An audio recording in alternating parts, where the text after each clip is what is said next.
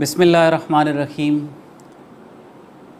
عشق آباد کی اس مکالماتی نشست میں آپ سب خواتین و حضرات کو خوش آمدید۔ خاک کو خاک بناتی ہے چلو مان لیا، موت لیکن لب و رخسار کہاں پھینکتی ہے۔ پاؤں رہے تو رقص کریں گے کسی کے ساتھ، آنکھیں رہیں تو آئینہ خانہ بنائیں گے۔ پہنچا چہار سمت میں اپنی تلاش میں، ایک سمت رہ گئی تھی جدھر میں نہیں گیا، اور ہم آپ اپنے تماشائی ہیں غنیمت ہے، کبھی تو ہوتے ہیں اس سے بھی کم تماشائی۔ اس جیسے بے شمار خوبصورت اشعار کے خالق ہمارے عہد کا ایک بہت ہی معتبر نام، اردو غزل کی آبرو، محترم جناب واجد امیر ہمارے درمیان آج موجود ہیں۔ واجد بھائی، آپ کو اس پروگرام میں خوش آمدید۔ آپ کا بہت شکریہ، آپ نے اپنا قیمتی وقت عنایت کیا۔ آپ کا بھی بہت شکریہ، عشق آباد کا شکریہ، جناب عباس تاوش کا۔ بہت اچھا لگا یہاں آ کے، اور جو آپ کام کر رہے ہیں اس کی تو تحسین بنتی ہے۔ ہاں، بہت شکریہ واجد بھائی۔ آج کوشش ہوگی کہ آپ کے ساتھ، ویسے تو بہت ساری تقریبات میں اور اس کے علاوہ جو ذاتی نجی محافل میں بھی گفتگو رہتی ہے، لیکن آج میں چاہوں گا کہ کچھ دوسرے حوالوں سے بھی آپ سے بات کی جائے۔ واجد بھائی، آغاز کرتے ہیں۔ میں آغاز میں آپ سے ایک تو پوچھنا چاہوں گا کہ لاہور جیسے تہذیبی شہر میں آپ نے جنم لیا، اور جس عہد میں آپ نے جنم لیا وہ عہد ہم جیسے جو نوجوان ہیں وہ یہ سمجھتے ہیں کہ اردو ادب کے حوالے سے ایک سنہری دور سمجھا جاتا ہے اس عہد کو۔ تو اس عہد کے بارے میں آپ کی یقیناً کچھ نہ کچھ یادداشتیں ایسی ہوں گی جو آپ چاہیں تو ہم سامعین کے ساتھ، قارئین کے ساتھ اگر شیئر کرنا چاہیں تو آج ایک موقع ہے۔ میں چاہتا ہوں کہ اپنی ابتدائی زندگی کے بارے میں کچھ یادیں شیئر کریں۔ دیکھیں، ہمارے بڑے جو تھے وہ جلندھر سے ہجرت کر کے لاہور آ کے 47 میں 47 میں قیام پاکستان کے بعد یہاں آئے تھے، اور ہم نے جس ماحول میں آنکھ کھولی وہ تقسیم کے بعد کا زمانہ تھا، جس میں لوگ ہجرت کے مسائل سے گزرے تھے۔ پاکستان بڑی مشکلات میں تھا، ہر طرف لوگ ایک دوسرے کو ڈھونڈتے پھر رہے تھے، جاننا چاہتے تھے کس کے ساتھ کیا ہوا، کون بچھڑا۔ تو وہ زمانہ تھا۔ ہمارے اپنے گھر میں شاعری سنی جاتی تھی بہت تواتر سے، چونکہ خاندان کا پس منظر یہ تھا کہ پارٹی ہاؤس اور چینز لنچ ہوم میرے خاندان کے تھے دونوں، تو شاعروں، ادیبوں اور لکھنے والوں کی گفتگو ہوتی رہتی تھی۔ ریڈیو کا مشاعرہ بہت شوق سے سنا جاتا تھا، بعد میں ٹی وی آیا تو ٹیلی ویژن کو بھی، تو یہ ایسا ماحول تھا۔ اور گھر میں بھی اشعار سننا، پڑھنا، کتابیں، رسالے پڑھنا یہ بہت زیادہ تھا۔ یہی ہم نے بھی دیکھا تھا، اور ہم نے پھر ہمارے پاس کوئی نہ موبائل تھا، نہ ٹیلی ویژن تھا، نہ ریڈیو تھا اس زمانے میں، تو بچوں کی ایکٹیویٹیز وہی تھی، گلیوں میں کھیلنا کودنا، اور البتہ ہم پڑھتے تھے بہت زیادہ۔ اسکول کے علاوہ کتابیں، رسالے، عمران سیریز، جو کچھ بھی ملا ہے وہ پڑھتے تھے، اور کوئی کام ہی نہیں تھا اس کے علاوہ، کھیلنے کودنے کے علاوہ۔ یا یہاں پر یہ جو اب بچوں کے پاس موبائل ہے اور ساری ان کی توجہ موبائل کی طرف، ہمارا نہیں تھا، ہم نے تو پڑھتے رہے۔ یہ نہیں اندازہ تھا کہ ہم نے اس پڑھنے سے کیا فائدہ اٹھانا ہے، لیکن وہ بعد میں پتہ لگا کہ کبھی کوئی پڑھا ہوا ضائع نہیں جاتا، پڑھتے رہنا چاہیے۔ مطلب ہمارے بڑے کہتے تھے کہ بھئی کوئی کاغذ کا پرزہ بھی مل جائے اس پہ بھی پڑھیں کیا لکھا ہوا ہے، تو وہ کرتے رہے ہیں۔ اور ماحول گھر کا تھا، شاعری کی طرف بہت زیادہ رجحان تھا، سب سنتے تھے، شاعر کوئی نہیں تھا لیکن شعر سب سنتے تھے اور بولتے تھے، اپنی محاورتاً بولتے تھے، دوسروں کو سناتے تھے، موقع کی مناسبت سے شعر سناتے، یہ تھا ہمارے گھر کا ماحول۔ تو یہ جو اردو ادب کی طرف آپ کا ایک رجحان یقیناً ابتدا بچپن سے ہی ڈیولپ ہونا شروع ہو گیا تھا، تو تو کیا یعنی ابتدا سے کوئی اس کی خاص تربیت بھی آپ نے حاصل کی، جیسے مطلب شاعری کے حوالے سے یا عروض کے حوالے سے، یا جو عموماً یہ ایک ہمارے ہاں ایک تاثر سمجھا جاتا ہے کہ شاید جو ہے نا وہ بچپن سے کسی استاد کی شاگردی یا معاملات، یعنی ایک روایتی اس طریقے سے آپ کا سفر آگے بڑھا ہے، یا مطلب خود اپنے یعنی بہاف پہ؟ نہیں، مجھے تو بالکل بھی اندازہ نہیں تھا کہ یہ شاعری کی طرف میں خود بخود جا رہا ہوں۔ ہم نثر پڑھنے والے لوگ تھے، شاعری کی کتاب بڑی مشکل سے ملتی تھی اس زمانے میں یہ بھی بتاؤں گا کہ جو آج کی نسل ہے اس کے پاس ایک کلک پہ دنیا جہان کی شاعری پڑھی ہے، نثر پڑھی ہے۔ یہ لائبریری جو آنا لائبریری ہوتی تھیں ان میں آپ کو ڈائجسٹ، جاسوسی کہانیاں، تبازات، ترجمے یہ تو ملا کرتے تھے، لیکن شاعری کی کوئی کتاب نہیں رکھتا تھا، شاعری کون پڑھتا تھا؟ تو اس لیے ہمیں شاعری ملی نہیں تھی، اور ہمارے وہم و گمان میں بھی نہیں تھا کہ ہم نے آگے جا کے شاعری کرنی۔ وہ تو پھر یہ تک بندی کرتے کرتے شعر اچھا لگتا تھا، شعر یاد ہو جاتے تھے، دوسروں کو شعر سناتے تھے، اور پھر تک بندی شروع ہو جاتی۔ جیسے عید میلاد النبی کے جلوس میں ہم لڑکے وڑکے سارے نعتیں پڑھتے تھے، تو ہم نعتیں بنا بھی لیتے تھے اس طرح سے یار یہ، تو وہ پھر اس طرح سے ہمیں احساس ہوا کہ یار یہ تو کچھ ٹھیک ہونا شروع ہو گیا۔ تو کوئی استاد نہیں، کوئی سمجھانے والا نہیں، بڑی دور کا سفر طے کر کے اور بہت گھوم کے اس طرف آئے، خود بخود سیکھنا شروع کیا، خود بخود نہیں یار مجھے ایسا کہنا چاہیے، مجھے ایسا اس چیز کو سمجھنا چاہیے، کرتے کرتے پھر اچھے لوگوں سے بھی ملاقات ہوئی جنہوں نے مزید ہمیں سمجھایا، ہمارے جو اس وقت سینئر تھے۔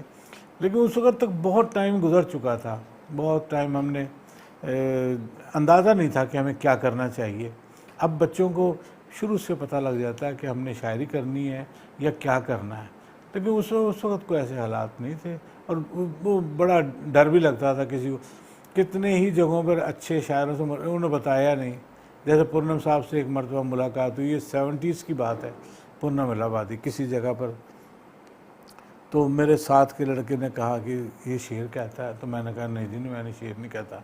تو وہ ہمیں یہ احساس ہی نہیں تھا، نہ کوئی ہمیں گائیڈ کرنے والا تھا، نہ کوئی بتانے والا تھا۔ پھر آہستہ آہستہ کرتے کرتے کرتے کچھ اساتذہ سمجھ لیں، کوئی دوست ایسے بزرگ ملے جن سے کچھ سننے کا سمجھنے کا موقع ملا۔ جب کہیں سنایا تو اس پہ اتنی زیادہ تحسین ملی کہ لگا کہ یار یہ تو اچھا کام ہو گیا کوئی ہم سے۔ ہاں اچھا واجد بھائی، یہ آپ نے اپنے شعری سفر یعنی اس کے بارے میں تذکرہ کیا، یہ تقریباً راؤنڈ اباؤٹ آپ کہہ لیں یہ زمانہ بنتا ہے 80 کی دہائی کے قریب کا، اور یہ وہ دور تھا جب ضیاء الحق کا ماشاء اللہ، اور اس ماشاء اللہ کی وجہ سے ہماری جو پاکستانی ایک معاشرہ ہے، اور اس معاشرے کے اندر بہت ساری فکری سطح پر بھی تبدیلیاں آئیں، ایک جبر کی فضا میں بھی بہت سارے لوگوں کو دھکیل دیا گیا، اور اس کے علاوہ بھی بہت ساری یعنی معاشرتی سطح پر آپ کو جو ہے نا وہ تبدیلیاں آپ نے دیکھی ہوں گی۔ آپ کیا سمجھتے ہیں کہ آپ کی جو فکر سازی ہے، جو شعری ایک سفر ہے، اس پر کیا اس ماحول کا کچھ اثر یعنی پڑا، یعنی اس کے اثرات آپ کے شعری سفر پر بھی متعین ہوئے؟ دیکھیے، جو ہوش سنبھالی تو پہلا جو الیکشن دیکھا تھا ایوب خان اور فاطمہ جناح کا تھا۔ اچھا، ہمارا خاندان اپوزیشن کی طرف تھا، تو کیا نام ہے وہ دیکھنا، اور پھر محترمہ فاطمہ جناح کا ہارنا۔ اچھا، اس کے بعد یہ کیا نام ہے ایوب خان کا زمانہ، پھر کیا نام ہے اس کا یحییٰ خان کا آنا، مشرقی پاکستان کا الگ ہونا۔ اب ہمارا جو خاندان تھا وہ قیام پاکستان کے لیے جد و جہد میں شریک رہے، از حد محبت کرتے تھے پاکستانیت سے اور قائد اعظم سے۔ اب اس قسم کا جو گھرانہ ہمارا تھا، تو اس میں مشرقی پاکستان کے الگ ہونے کا، پہلے ہجرت کا بہت بڑا دکھ تھا۔ میری تمام شاعری میں دونوں ساری چیزیں موجود ہیں۔ ہجرت کا دکھ اتنا تھا کہ ہر شخص ایک دوسرے سے ہجرت کے متعلق کی باتیں کرتا تھا۔ تو پھر یہ مشرقی پاکستان کا الگ ہونا، جس پہ بہت شوق کیا گیا تمام گھروں میں، اور اس کے بعد بار بار مارشاء اللہ کا لگنا، جمہوری حکومتوں کا ٹوٹنا، جمہوری حکومتوں کی بے اعتدالیاں، اور کیا نام ہے ایک جبر کی فضا۔ اب یقین کریں کہ ہم اس زمانے میں 9 ستاروں کی پارٹیوں کے ساتھ تھے اور ہم پیپلز پارٹی کے خلاف تھے، لیکن جب مارشاء اللہ آیا تو ہمیں اندازہ ہوا یہ تو بات غلط ہو گئی، ہم کس کا ساتھ دیتے رہے اور یہ کون لوگ تھے، اور یہ تو کسی اور کے ساتھ ملے ہوئے تھے۔ ہمارا ایک دم وہ پھر جو مذہب کا کارڈ کھیلا گیا اور مذہب پہ سارے ملک کو جو ہے کہ ایک جنگ میں جھونک دیا گیا، کسی کی جنگ ہم نے اپنے اوپر مسلط کی۔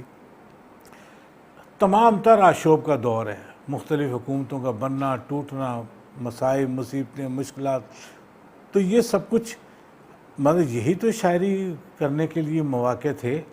جتنی مصائب سے، جتنی مشکلوں سے ہماری نسل گزری ہے، اور اس کے علاوہ ہماری نسل کس مشکل سے گزری ہے یا کس حیرانی سے گزری ہے، آپ یہ دیکھیے کہ ریڈیو ہمارے سامنے آیا، ٹیلی ویژن ہمارے سامنے آیا ہے جی، اور ہم نے لاہور میں چراغ کا زمانہ دیکھا، لالٹین کا زمانہ دیکھا، اور لیزر لائٹ تک پہنچ گئے۔ ہم لاہور میں ٹانگے گھوڑے چلتے تھے، وہاں سے لے کر ہم ٹرینوں تک آ گئے۔ یہ سفر ہزاروں سال کی تاریخ میں کہیں نہیں تھا۔ ہم اس تجربے سے گزرے ہیں، وہ نسل ہیں، اور ہماری نسل کس مشکل سے گزری ہے جو ہزاروں سال کی کسی تہذیب میں یہ اتنی زیادہ تبدیلی نہیں پائی گئی جس تبدیلی کا جی ہم نے جس کا مشاہدہ کیا، تو ہم پہ اس کا اثر ہونا تو نیچرلی تھا اور بہت زیادہ ہوا، لیکن پھر بھی لگتا ہے کہ جو بات ہمیں کرنی چاہیے تھی نہیں کر سکے۔ اچھا واجد بھائی، آپ نے ایک بھرپور اپنا ایک زمانہ بسر کیا ہے شاعری کے ساتھ، مختلف اصناف میں آپ نے طبع آزمائی کی، نظم، غزل، سلام، نعت، منقبت، اور ساتھ ہی جو ہے وہ نثر میں آپ نے سفر نامہ بھی تحریر کیا، اور اس کے علاوہ مختلف یادداشتیں لکھنے کا بھی آپ کا عمل جاری ہے۔ لیکن ایک بات میں محسوس کرتا ہوں کہ آپ کا جو ایک طبیعت، آپ کی جو طبیعت ہے، آپ کا مزاج ہے، وہ غزل سے بہت ہم آہنگ لگتا ہے۔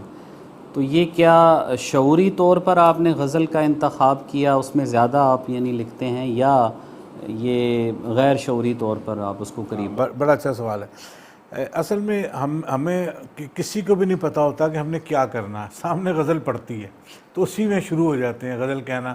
سب لوگ جو نوردان سخن ہوتے ہیں وہ غزل سے شروع کرتے ہیں، اور پھر وہ کرتے کرتے زیادہ ان کا مجھے بھی بہت عرصے بعد پتہ لگا کہ یار ہمیں نظم کہنی چاہیے، اور نظم کہی تو اس میں بھی بہتری۔ پھر یہ ہوا کہ یار نظم کا مختلف وہ ہے، منظر نامہ ہے، اس میں کہیں تو یہ جو باتیں ہم غزل میں نہیں کہہ سکے وہ نظم میں ہم کہہ سکتے ہیں، تو نظم میں آئے تو اس میں بھی اچھا لگا، اس میں بھی لوگوں نے۔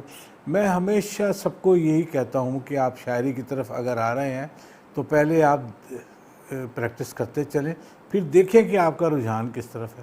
اگر آپ میں موضوعیت نہیں ہے تو شاعری کی طرف مت آئیں، آپ نثر کر لیں، نثر لکھ لیں، آپ کیا نام ہے کالم لکھ لیں، کچھ نہیں ہے تو آپ تنقید نگار بنیں، کوئی آپ کیا نام ہے اچھے قاری بن جائیں۔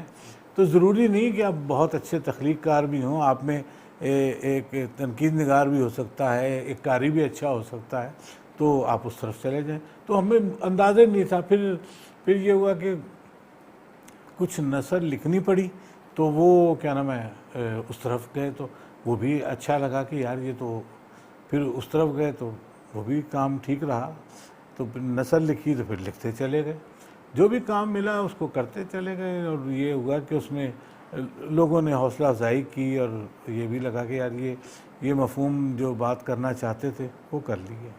اچھا واجد بھائی، آپ نے حوصلہ افزائی کا ایک لفظ استعمال کیا، اور آپ کی شخصیت میں خصوصاً نوجوانوں کے حوالے سے ان کی حوصلہ افزائی کرنے کا عنصر جو ہے نا وہ بدرجہ عتم پایا جاتا ہے، اور اس کی مثال جو ہے وہ میں خود سامنے بیٹھا ہوا ہوں کہ میں نے جب اپنا شعری سفر شروع کیا یہاں لاہور کی ادبی محافل میں، میرے ساتھ شاہد بلال ہوتے تھے، اور ہم دونوں اکٹھے مطلب لاہور کی ادبی محافل میں ہم نے جانا شروع کیا تو جس شخص نے ہمارے جو ہے نا کندھوں پہ پہلا ہاتھ رکھا تو وہ آپ کا ہاتھ تھا. تو اسی طرح جو ہے یہ صرف مطلب ہماری جنریشن نہیں، آپ نے اگلی جنریشن جو مطلب ابھی ہمارے سے جو جونیئر ہے، بہت سارے ایسے نوجوان جن کے ہاں بڑے امکانات پائے جاتے ہیں، آپ ان کی بھرپور حوصلہ افزائی بھی کرتے ہیں اور وہ آپ کو اپنے دل کے بہت قریب پاتے ہیں. تو نوجوانوں کے حوالے سے میں چاہوں گا کہ آپ کا چونکہ انٹریکشن بھی بہت سارے نوجوانوں کے ساتھ رہتا ہے، بہت سارے نوجوان ایسے ہم سے بھی ملتے ہیں جو چاہتے ہیں کہ وہ مطلب شاعری کی طرف آئیں، ادب کے ساتھ ان کا لگاؤ بھی ہوتا ہے اور وہ شعر کہنا چاہتے ہیں. تو اس حوالے سے آپ ان کو کچھ یعنی تجاویز دینا چاہیں، کچھ ان کو سجیشنز؟ اصل میں نے آپ کو بتایا نا کہ ہمیں کوئی بتانے والا سمجھانے والا تھا ہی نہیں، تو ہم کیا کرتے، خود بخود ٹھوکریں کھا کے اس سے پوچھ اس سے پوچھ، وہ کرتے کرتے جس سطح تک بھی ہم آ سکتے تھے آئے.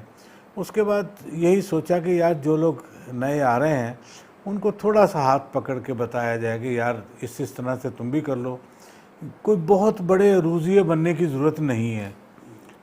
اگر کسی میں موزونیت، ظاہر ہے موزونیت ہے تو شاعری آگے چلے گی، اگر نہیں ہے تو پھر بیکار ہے، پھر کوئی اور کام کر لینا چاہیے. اگر موزونیت رکھی ہے، موضوع طبع قدرت نے بنایا ہے آپ کو، تو پھر آپ شعر کہہ سکتے ہیں. پھر اس کے بعد اس کو پالش کیا جا سکتا ہے، اس کو بہتر کیا مطالعے سے، مشاہدے سے اور مشق سخن سے اس کو بہتر کیا. تو میں سب کو یہی کہتا ہوں کہ پہلے اپنے اندر یہ پہچانیں. اور مجھے جس میں ذرا سا نظر آتا ہے کہ اس کے شعر سنانے میں وہ وزن میں شعر کہہ رہا ہے، کسی کا شعر سنا رہا ہے تو وزن میں سنا رہا ہے، تو اس کا مطلب ہے کہ اس میں وہ خوبی موجود ہے. پھر وہ اس کے شعروں میں اگر وزن کی خامیاں کم ہیں وزن میں، تو وہ اس کو کہتا ہوں یار یہ تم اسی طرح کرو، ایسے کرو ایسے کرو اور اس کو جاری رکھو تو ہو جائے گا. جن کا نہیں ہوتا ان کو پیار سے سمجھاتا ہے نثر کر لو، کہ نثر کی طرف چلے جاؤ، کسی اور طرف چلے جاؤ، یہ مشکل ہے تمہارے لیے، تم نہیں کر پاؤ گے. تو اس میں الحمدللہ بہت سارے سے بچے ایسے تھے کہ جو پھر بہت اچھا شعر کہنے لگے. کوئی بڑی ضرورت نہیں پڑتی کسی کو وہ استادوں کی طرح سے اس کی غزلیں پوری بدلنے کی. بہت اچھا کہہ رہے ہیں بچے. مطلب ہم اتنے قابل نہیں تھے جتنا آج کا بچہ قابل ہے، اس لیے کہ ان کے پاس بڑے وسائل ہیں. انہیں ہر وقت کیا نام ہے مشاعروں کی ویڈیوز ان کے سامنے ہیں جی، وہ مشاعرے سنتے ہیں اور کیا نام ہے وہ انہیں شاعری کی کتابیں میسر ہیں، ہر قسم کی شاعری کی کتابیں میسر ہیں. تو ان کا علمی اثاثہ ہم سے بہت زیادہ ہے. نہیں ایسا ہی ہے بالکل. اور مشاعرے کا آپ نے تذکرہ کیا تو مشاعرے کی مطلب ایک تہذیبی روایت ہمارے پورے بر صغیر میں مطلب ہم سب کے سامنے رہی ہے. موجودہ صورتحال میں واجد بھائی جو مشاعرے کی صورتحال آپ دیکھتے ہیں عصری منظر نامے میں، اور اب تو سوشل میڈیا کے تھرو جس طرح کے مختلف ٹرینڈز آنے شروع ہو گئے ہیں، اور اس حوالے سے بھی مشاعرہ آج سے شاید 15-20 سال پہلے جس طرح کا ہم نے دیکھا تھا، اب اس طرح کے مشاعروں کا منظرنامہ ہمیں نظر نہیں آتا. آپ کی اس بارے میں کیا رائے ہے؟ اچھا، مجھے اچھی طرح یاد ہے کہ لاہور میں یا کہیں بھی سرکاری کالج 2 4 5 7 اس میں وہ کیا نام ہے اپنی مرضی کے لوگ بلائے، تعلقات والے چلے گئے، ایک آدھا مشاعرہ ہوا، کسی نے سنا کسی نے نہیں سنا، یہی تھا نا. وہ پنجاب یونیورسٹی میں احمد فراز صاحب آئے تو ہم ایسے لڑکے سے تھے تو سب نے جا کے وہ مشاعرہ سنا، اور اب کہ ہم بچھڑے تو شاید کبھی خوابوں میں ملے. وہ غزل ایسی اتنی مشہور ہوئی کہ اگلے دن سے وہ لوگوں نے کاغذوں پہ لکھ کے ایک دوسرے کو بھیجی جی، اور وہ سب لاہور میں وہ غزل مشہور ہو گئی. تو اس حد تک یہ معاملات تھے. چند ایک مشاعرے ہوتے تھے یا نجی نشستیں ہوا کرتی تھیں. آپ کو تو پتہ ہی ہے لاہور میں کبھی کسی جگہ پر کسی جگہ ہفتہ وار منتھلی یہ نشستیں، ہلکا رباب ذوق یہ ہوتا تھا.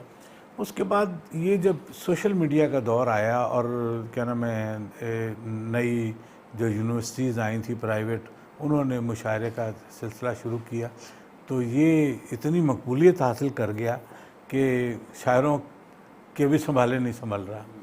اچھا جب اتنی مقبولیت ہو گئی تو وہ شاعری بھی سامنے آئی جو صرف بہت حد تک سطحی ہوئی تھی، سطحی کہہ سکتے ہیں، مشہور پاپولر، اور وہ ہم نے اپنے بچوں کو شعر و ادب سکھایا ہی کب ہے، ہم نے ان کی تربیت کی کب ہے، جو ہم ان سے شکایت کریں کہ آپ اس قسم کے شعر پسند کر رہے ہیں؟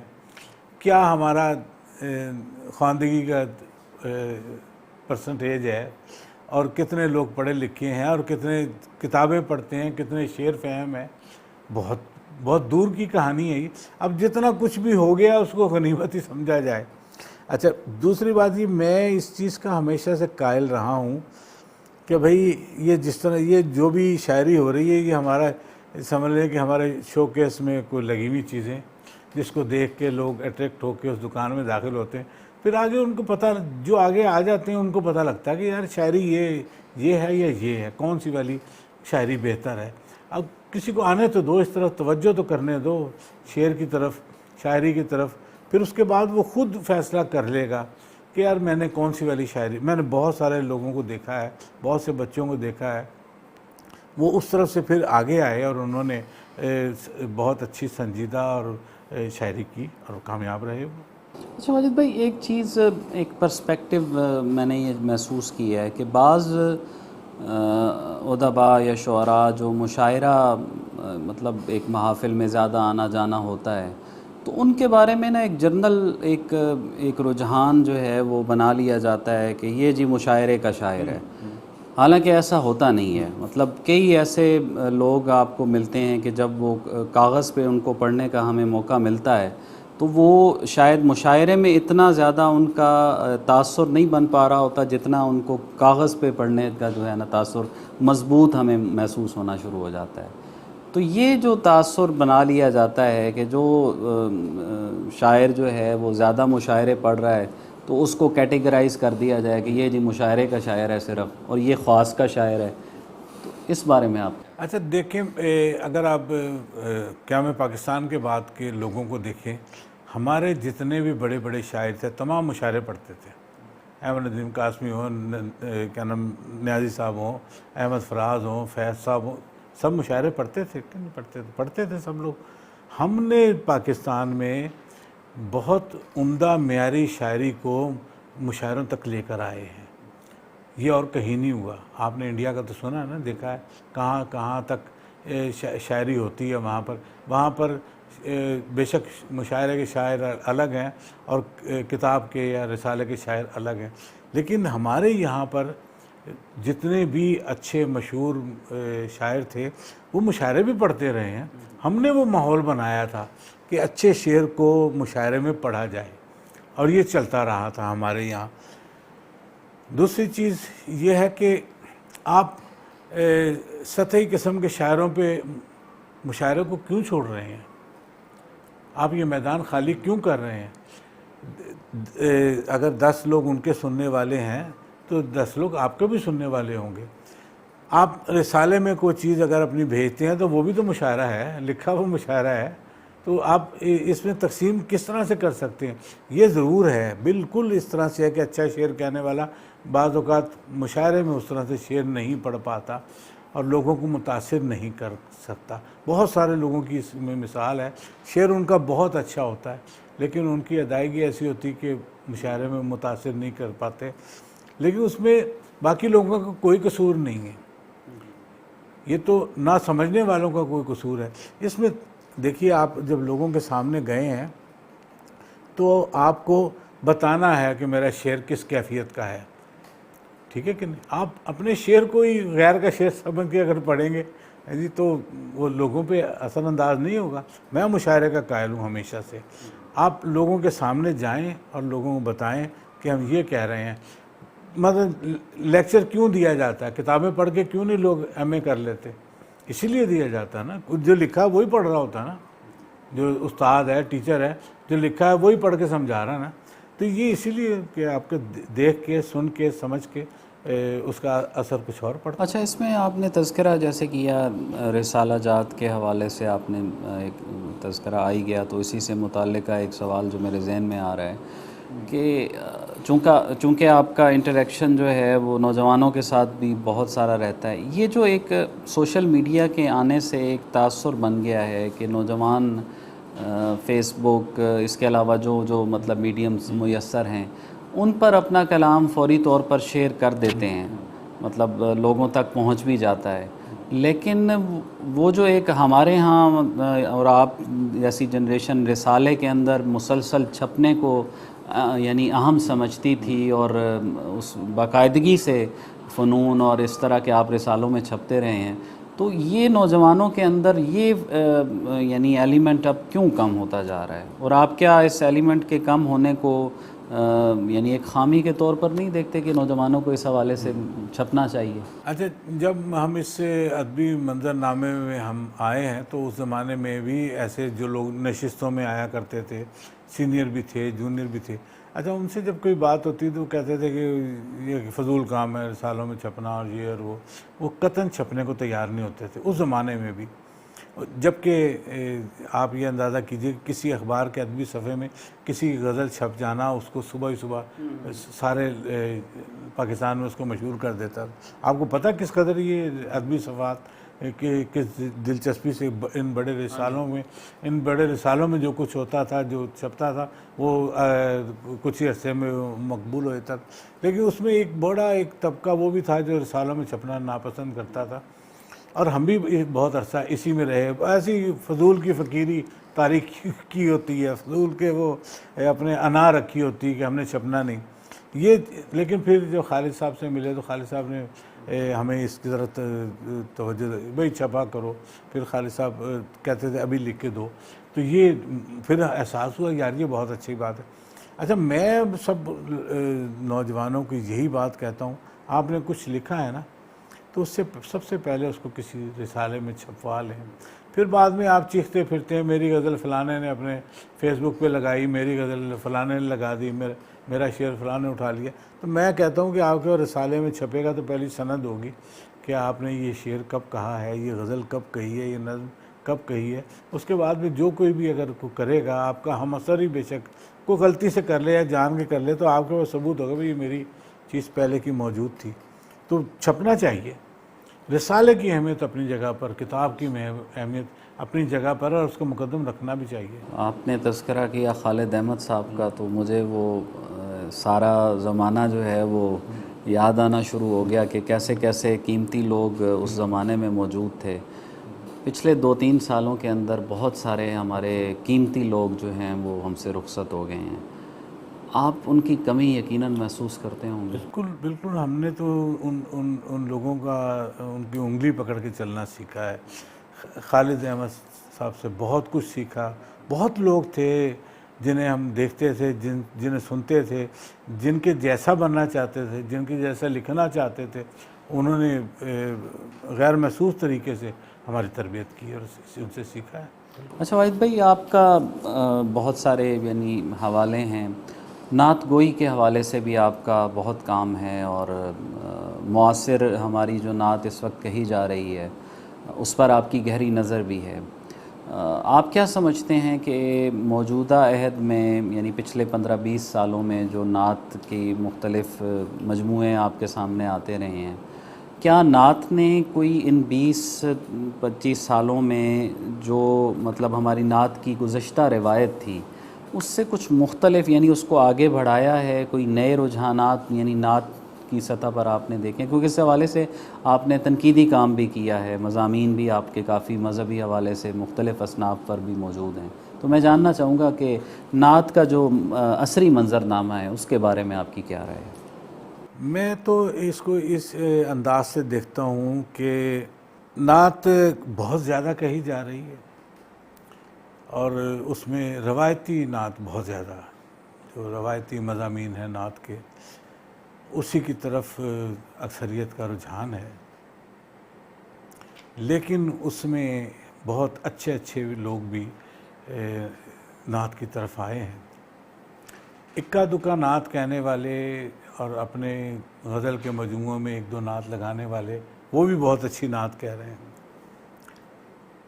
سب سے یہی کہا جاتا ہے، اور یہ بات حقیقت بھی ہے، کہ جو لوگ بھی غزل سے نعت کی طرف آئے ہیں انہوں نے نعت میں بہتر کام کیا ہے. جو سیدھے ڈائریکٹ ہی نعت میں وہ پھر روایتی نعت کی طرف ہی اسی میں الجھ کے رہ گئے. جو لوگ بھی غزل کہنے کے بعد غزل نے تربیت کی ہے نعت نگاروں کی. ڈاکٹر خورشید رضوی کا بڑا اچھا جو جملہ تھا کہ یہ جو نعت ہے اس کی تشبیب ہے، یہ غزل جو ہے نعت کی تشبیب ہے. یہ بہت بڑی بات کی تھی. تو آپ یہ دیکھیے کہ جو لوگ بھی غزل سے نعت کی طرف آئے انہوں نے نئے مضامین نکالے. نعت بہت اچھی کہی جا رہی، نعت کی محافل بھی ہو رہی، مجموعے بہت آ رہے ہیں نعت کے، بہت زیادہ، لیکن وہ زیادہ تر وہ روایتی ہیں. کیا کیا جا سکتا ہے. اچھا، رسائی ادب پر بھی آپ کی نظر ہے، مطلب سلام اور مرثیہ اور اس حوالے سے بھی ایک تھوڑا سا میں جاننا چاہ رہا تھا کہ مرثیے میں جو مطلب معاصر کچھ پڑھنے کا اتفاق ہوا ہے، اچھا لکھا جا رہا ہے، زبان و بیان کے اعتبار سے بھی سب کچھ، مطلب ایک کرافٹ بھی موجود ہوتی ہے، لیکن کہیں نہ کہیں ان میں سے انیس نہیں نکلتا. ہاں یہ بات مطلب وہ انیس سے باہر نہیں نکل پاتے. بالکل ٹھیک، بالکل ٹھیک ہے. مرثیہ نو تصنیف بھی آیا لیکن اس میں بھی کیا نام ہے اتنا بڑا کام انیس دبیر کر گئے ہیں، یا ان کے ہم عصر یا ان سے پہلے کے لوگ اتنا کام مرثیے میں کر چکے ہیں کہ گنجائش بہت مشکل سے بنتی ہے. مطلب آپ حسین اور انقلاب کو بھی لے آئیں تو وہ کوئی انوکھا کام نظر نہیں آتا. مطلب جوش صاحب کا بھی آپ کام دیکھ لینا تو وہ بھی وہ اتنا بڑا کام پہلے ہو چکا ہے. البتہ اس میں سے راستہ جو سلام کا نکالا نا سب نے، اس میں پھر مضامین بھی نئے آئے. اب ایک ہی واقعہ ہے اور اس کے واقعات بھی ایک جیسے ہیں، اس کا منطقی انجام بھی ایک جیسا ہے، لیکن بہت اعلیٰ قسم کے اشعار نکلے ہیں. سلام میں آ کے وہ جو کمی تھی وہ پوری ہو گئی بہت حد تک.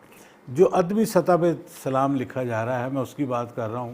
جو کیا نام ہے مجالس کے لیے اشعار لکھے جا رہے ہیں ان کی بات نہیں میں کر رہا. جو ادبی چاشنی لیے، ادبی رنگ لیے جو سلام لکھے جا رہے ہیں اس میں بہت اچھا کام کیا ہے لوگوں نے. باقی وہ جو ہے مرثیہ جو لوگ کہہ رہے ہیں کہتے رہنا چاہیے ان کو، ٹھیک ہے، ایک صنف ہے، اس کو اس طرح سے بھی زندہ رکھا جائے، ٹھیک ہے، یہ وقت فیصلہ کرے گا. اس حوالے سے آپ کیا سمجھتے ہیں کہ جو ہماری کلاسیکی اصناف ہیں، آپ سمجھتے ہیں کہ موجودہ عہد میں ان کا ریوائیول ہو سکتا ہے؟ دیکھیے اس کو سنے گا کون؟ جس زمانے میں لکھنؤ میں انیس و دبیر ہزاروں کے مجمع ہوتے تھے، تو وہ آج سلام سننے کے لیے آپ کو لوگ نہیں ملے گا. 5-7 اشعار کے بعد لوگ اکتا جاتے ہیں، تو مرثیہ کون سنے گا؟ مطلب میں نے اپنے نوجوانی میں، بچپن میں، یہ نوجوانی میں سمجھ لیں کہ یہ ہمارے کرشن نگر میں امام بار گاہیں بہت سی تھیں، تو ہم پھرتے پھراتے ادھر ادھر دیکھتے تھے، دروازے میں کھڑے ہو کے سنتے تھے. کیسر باروی کو سنا اور وحید الحسن ہاشمی کو سنا، انہی امام بار گاہوں لوگ بیٹھ کے سنتے. صرف مرثیے کی ہی محفل ہوا کرتی تھی تو مرثیہ پڑھا جاتا تھا. اب بھی پڑھا جاتا ہے، اب بھی پڑھتے ہیں بہت سے لوگ، لیکن وہ اس کو سننے والے 10-20 سے زیادہ نہیں ہوتے. تو کون لکھے گا؟ ابھی انیس و دبیر کو پڑھنے والے بیٹھے ہیں جو آ کے مرثیہ پڑھتے ہیں، تو اس کو سننے والے نہیں ہوتے. جب تک کہ آپ وہ ماحول پیدا نہیں کریں گے، اس کو سمجھنے والے لوگ نہیں ہوں گے، تو لکھنے کا فائدہ کیا ہوگا؟ ٹھیک ہے. اچھا واجد بھائی، آپ مشاعرہ جو مطلب اس ایک تہذیبی روایت ہے اس سلسلے سے منسلک ہونے کی وجہ سے آپ کا آنا جانا مختلف پاکستان کے مختلف چھوٹے شہروں میں بھی، مضافات میں بھی آپ کا آنا جانا رہا ہے. مضافات میں جو اس وقت لوگ لکھ رہے ہیں، خصوصاً نوجوانوں کے بارے میں بھی میں جاننا چاہوں گا کہ آپ کا کیا تاثر ہے کہ مضافات میں کیا ایسا ادب لکھا جا رہا ہے جسے ہم کہہ سکیں کہ یہ امکانات سے بھرپور ہے؟ میں تو جہاں جہاں بھی گیا ہوں مجھے ہمیشہ نئے لڑکے لکھنے والے ایسے نظر آئے ہیں کہ جو بہت اچھا شعر کہہ رہے ہیں. اب دوری کا کوئی سوال نہیں رہ گیا کیونکہ، لیکن اس سے بھی پہلے یہ آج سے 10 سال پہلے یا 15 سال پہلے 12 سال پہلے جن لوگوں کا کوئی تعلق بڑے شہروں سے نہیں تھا، تب بھی ہم نے دیکھا تھا کہ وہ بہت اچھا شعر کہہ رہے تھے، شعر کسی حوالے سے ان تک پہنچ رہا تھا، کسی رسالے سے یا کسی کتاب سے پہنچ رہا تھا، لیکن وہ بہت اچھا شعر، اور اب تو بہت زیادہ فرق پڑ گیا، بہت اچھا شعر نوجوان کہہ رہے ہیں، اردو بھی پنجابی بھی بہت اچھا شعر کہہ رہے ہیں۔ اچھا، آپ کی ایک شاعرانہ زندگی وہ ہمارے سامنے ہے، اس کے علاوہ جو آپ کی معاشرتی اور عائلی گھر کی مطلب جو زندگی ہے، کیا آپ اس میں بھی اسی طرح ہی ہیں؟ کس طرح مطلب جس طرح ہمیں عمومی آپ کا ایک شخصیت کا پورا اسکیچ بنتا ہے؟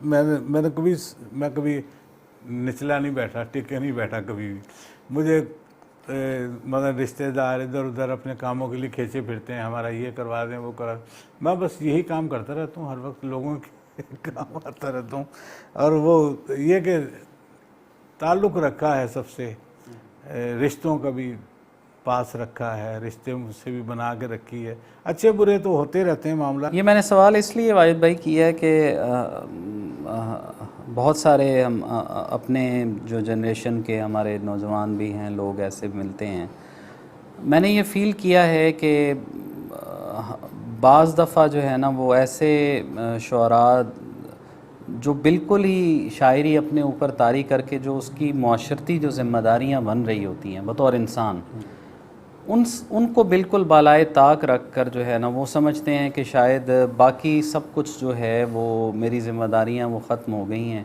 اور بس شعر میں نے کہنا ہے۔ آپ کا اس بارے میں کیا پوائنٹ آف ویو ہے؟ یار شاعری کچھ نہیں کہتی، آپ اپنے زندگی کے تمام مسائل کو حل کریں۔ ہم نے نوکری کی، بینک کی نوکری کی، جس کے متعلق لوگ کہتے ہیں کہ اچھا، میں یہ بھی بات کہنا چاہتا ہوں، نہ میں پروفیسر تھا نہ صحافی تھا جس کا مجھے ایج ملتا، اس جگہ پر ملتے ہیں نا اس چیز کی۔ اب ہم بینک کی نوکری کرتے تھے جہاں سے کسی کا کوئی تعلق ہی نہیں ہے کہ بھئی وہ سارا دن بینک میں سر کھپا، لیکن آپ اپنے آپ کو الگ رکھیں دونوں چیزوں کو۔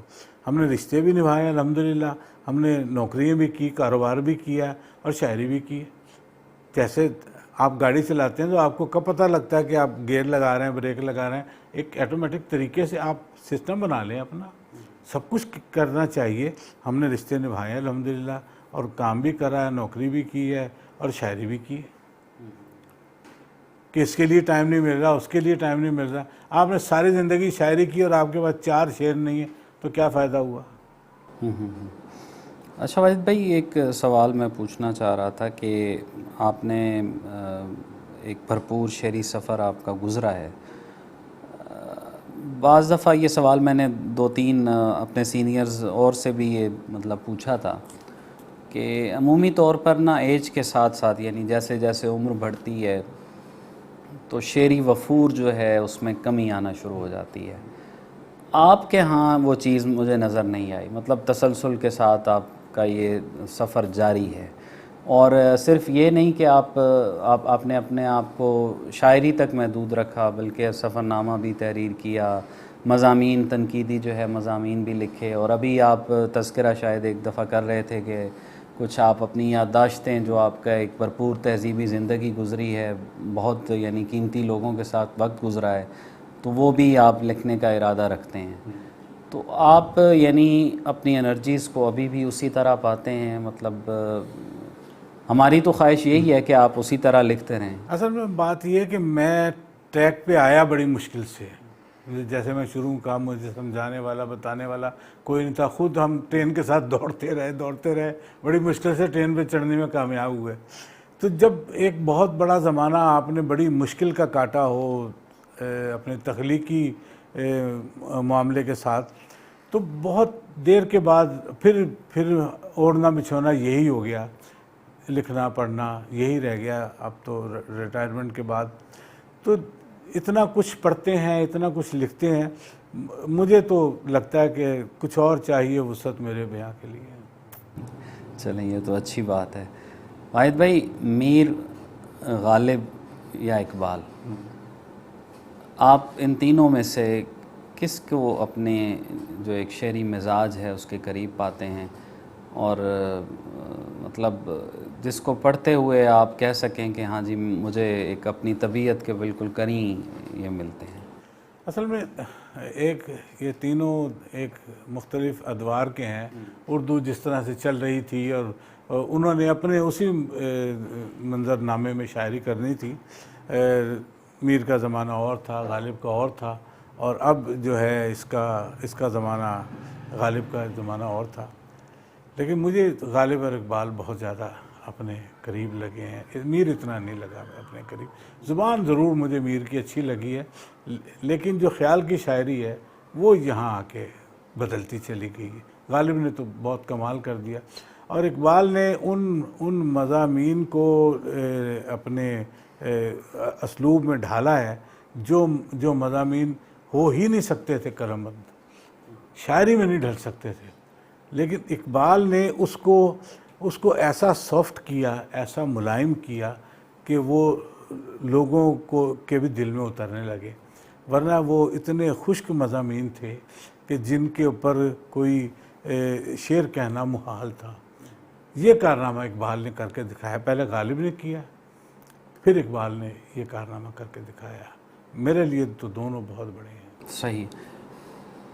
تنقیدی جو عصری منظرنامہ ہے اس سے آپ مطمئن ہیں؟ تنقید تو لکھی نہیں جا رہی اب. مطلب مجلسی تنقید میں کوئی نہیں بیٹھا ہوا. آپ حلقے میں چلے جائیں تو کوئی گفتگو کرنے والے ہیں جی ہیں ہی نہیں، موجود ہی نہیں. تو لکھنے والے کہاں سے آئیں گے؟ میں نوجوانوں کو کہہ کے تھک گیا ہوں. یہی کہتا ہوں کہ آپ غزل کہہ رہے ہیں، غزل کہیں، نظم پہ بھی طبع آزمائی کریں، آپ نثر بھی لکھیں، آپ تنقید کی طرف بھی جائیں. جیسی سیدھی الٹی سیدھی آپ کو سمجھ میں آ رہی ہے آپ تنقید لکھیں. ہمیں بتانے والا کوئی نہیں تھا، لیکن جب وہ کیا نام ہے آئیں کتابیں، یا جی اس کے اوپر ہم سینئر ہو گئے، انہوں نے کہا بھائی اس پہ لکھیں، تو پھر پڑھا بھی، سمجھا بھی، پھر لکھنے کی کوشش بھی کی. کسی حد تک اس میں کامیاب بھی ہوئے. کرتے اپنا آپ یہ پہچانیں کہ آپ کس صنف سخن میں زیادہ آسانی سے کہہ سکتے ہیں، اس کو اختیار کریں. بہت بہت شکریہ واجد بھائی، آپ کے ساتھ آج بڑا پرلطف مکالمہ رہا. اور آخر میں میری یہ آپ سے گزارش ہے کہ اپنے سامعین کے لیے، قارئین کے لیے ایک دو جو ہے نا اپنی غزلیات جو ہے وہ پیش کریں. ایک غزل کے چند اشعار کہ تو نے جس شہر تماشا سے گزارا ہے مجھے، تو نے جس شہر تماشا سے گزارا ہے مجھے، اس نے ہر بام تمسخر سے پکارا ہے مجھے، اس نے ہر بام تمسخر سے پکارا ہے مجھے. کیا جنوں میں بھی کوئی پاؤں غلط پڑتا ہے، کیا جنوں میں بھی کوئی پاؤں غلط پڑتا ہے، دل نے کیوں عشق کی مسند سے اتارا ہے مجھے، دل نے کیوں عشق کی مسند سے اتارا ہے مجھے. یہی کہتا رہا پروانہ کسی نے نہ سنی، یہی کہتا رہا پروانہ کسی نے نہ سنی، روشنی جیسی کسی چیز نے مارا ہے مجھے، روشنی جیسی کسی چیز نے مارا ہے مجھے. دل سے رکھنی ہے ابھی میں نے شراکت داری، دل سے رکھنی ہے ابھی میں نے شراکت داری، اور یہ بھی نہیں کہنا کہ خسارہ ہے مجھے، اور یہ بھی نہیں کہنا کہ خسارہ ہے مجھے. اب میں چاہوں بھی تو دنیا سے نہیں مل سکتا، اب میں چاہوں بھی تو دنیا سے نہیں مل سکتا، زندگی تو نے بہت دور اتارا ہے مجھے، اب میں چاہوں بھی تو دنیا سے نہیں مل سکتا، زندگی تو نے بہت دور اتارا ہے مجھے. خس و خاشاک میرے ساتھ بہے جاتے ہیں، خس و خاشاک میرے ساتھ بہے جاتے ہیں، کیا کہوں کون سے تنکے کا سہارا ہے مجھے، کیا کہوں کون سے تنکے کا سہارا ہے مجھے. تو نے جس شہر تماشا سے گزارا ہے مجھے، اس نے ہر بام تمسخر سے پکارا ہے مجھے. بہت شکریہ واجد امیر صاحب، آپ نے اپنا قیمتی وقت عنایت کیا. خواتین و حضرات، عشق آباد کی اس مکالماتی نشست کا اختتام ہوتا ہے. انشاءاللہ آئندہ کسی اور ادبی شخصیت کے ساتھ حاضر ہوں گے. اپنے میزبان حماد نیازی کو اجازت دیجیے. السلام علیکم.